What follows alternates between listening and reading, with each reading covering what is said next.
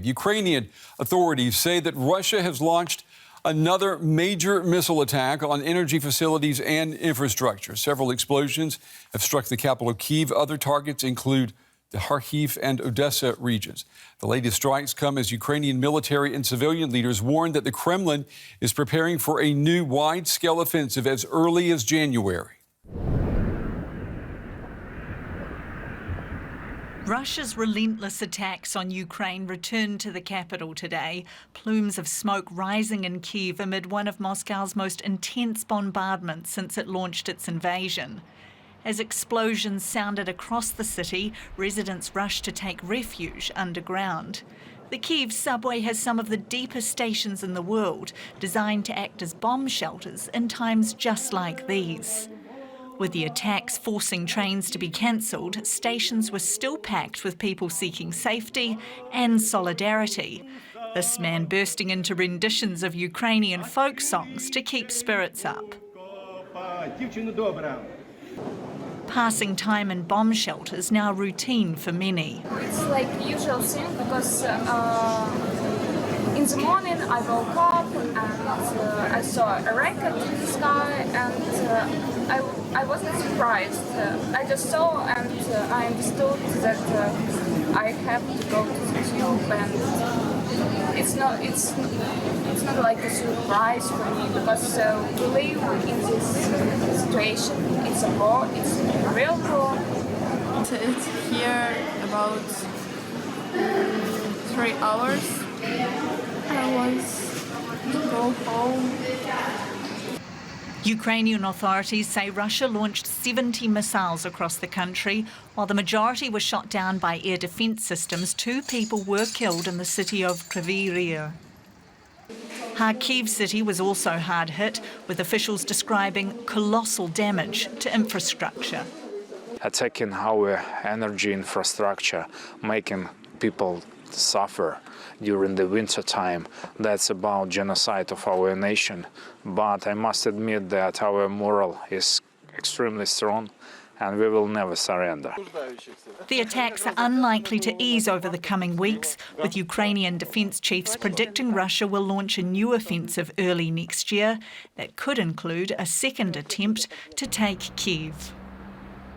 Well, DW's Nick Connolly is in Kyiv. He told us more about today's attacks. Well, it definitely started with a lot of bangs here in Kyiv, something we hadn't had for quite some time.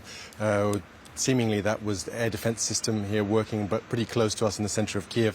This is a real sign that Russia still has many more cruise missiles and other options at its disposal than Ukraine would want.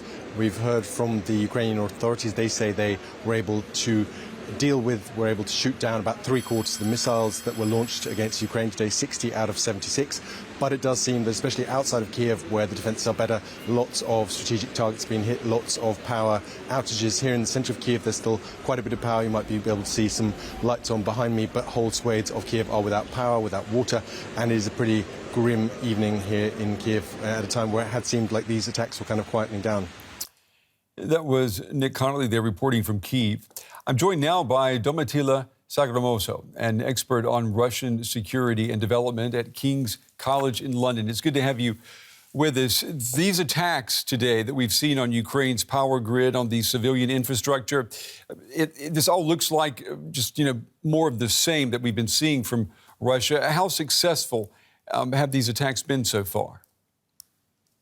Well, compared to a few days ago, these attacks have been only partly successful, I would say. Also a few days ago, they were not very successful.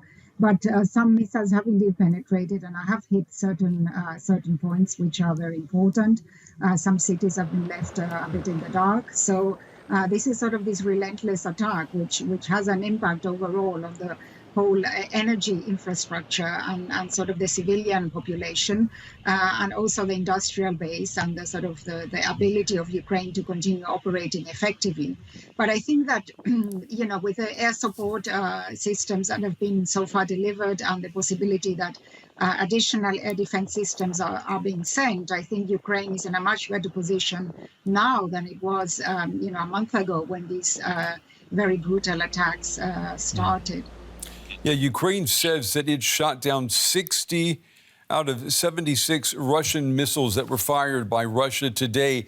The numbers appear to be improving. Ukrainian air defensives seem to be getting better. Is that how you see it? Yes, I think that, the support that they're being provided by countries such as Germany with their own air defense systems. So it seems that Ukraine is getting slowly the support that it needs, and it's able to protect itself much better.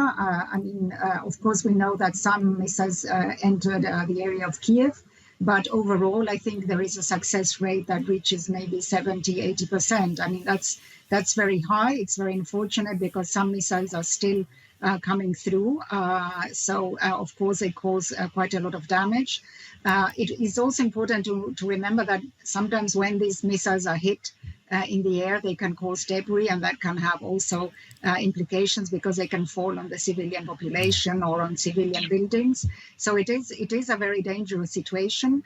But from the Ukrainian perspective, the situation has improved significantly in relation to what it was, maybe a month ago, when maybe 50% of all the missiles were able to reach the original targets. And an element of military assistance that Ukraine gets that doesn't get talked about a lot is training. We know that the British have been training Ukrainian forces, and now the Americans say that they are going to increase the numbers that they are training here in Germany. I mean, what will that look like? I think this is also a very important development because the commitment from the United States, from the Pentagon, is that there's going to be sort of this regular training mechanism of Ukrainian armed forces through the Security Assistance Group of Ukraine. Excuse me. That is going to be carried out in Germany, and it will involve sort of company and battalion-sized units to carry out coordinated attacks in the battlefield. So that's really very important. It's not only sort of training forces to implement or to carry or to be able to operate the equipment that is provided by the United States, but also to carry out more offensive operations. And of course, there is going to be training for the use of the so-called Patriot missiles, which are going to be very important, to intercept Russian ballistic and cruise missiles. The Patriot missiles, they are advanced long-range air defense systems that run at high altitude, and so they can be very effective at hitting at incoming missiles at a much sort of closer distance to the origin. So I think this is going to be training of these Patriot systems as well. So that is something very positive from the Ukrainian perspective. That's true. That's true. I mean, I think a battalion of the Patriot missiles requires 90 to 100 soldiers to operate. So they definitely will need to increase the numbers in training there. Domitila Sagromoso from King's College, London. We appreciate your time and your insights tonight. Thank you. Thank you.